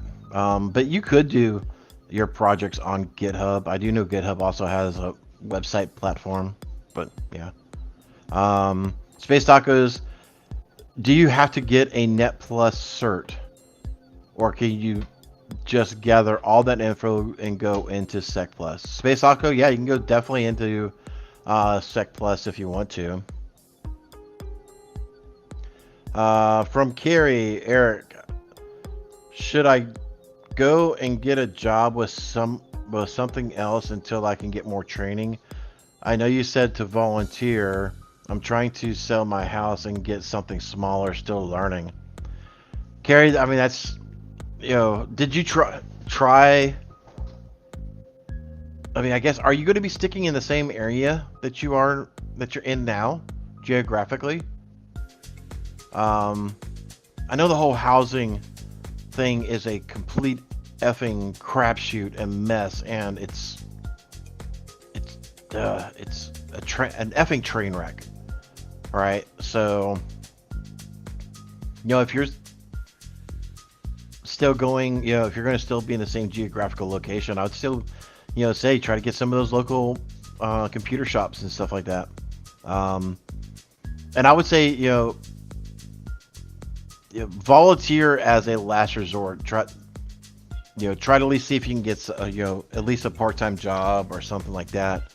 If you're desperate for just say getting out of the house type of thing, then maybe doing volunteering. I don't know what your financial situation is. I mean, I know you're retired, I think, from the Navy. I think one of the branches of the military I know you're retired from. So maybe you don't need the money as much. I don't know. I don't want to do assumptions, because assumptions the mother of all f-ups. All right, let me try this question again from AJ, and we are getting to the top of the hour, so we will wrap it up here in a minute. So this one's I'm trying to understand what he's from. AJ and AZ. Eric, is hat say you to WSBS platform and their self-paced affordable degree track? Most of the industry puts more emphasis on labs and experience. AJ and AZ, I don't fully understand the question, and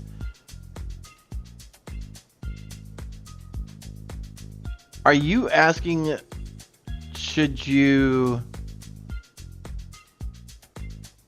not do WGU's Bachelor of Science platform on their self-paced degree track versus lab and experience? I don't know.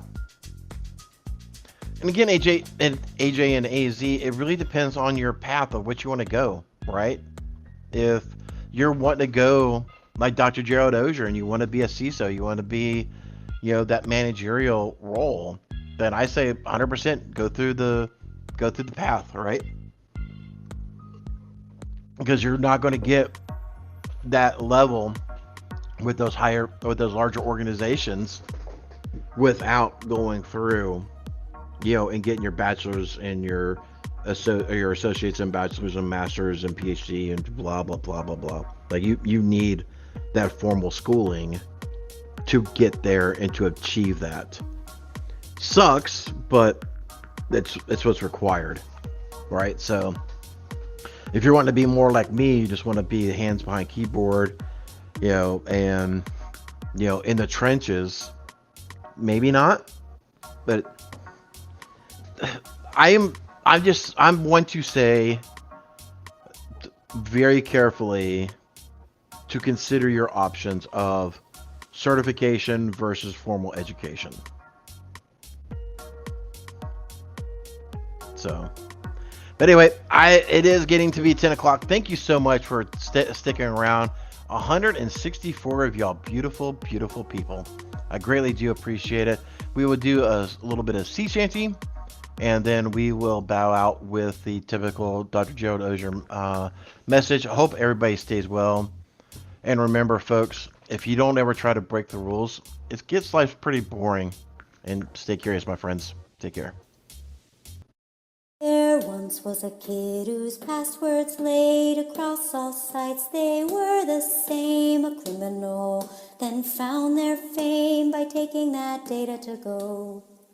Soon may a criminal come to steal your pictures and data and run. One day when the crime is done, they'll steal your account and go.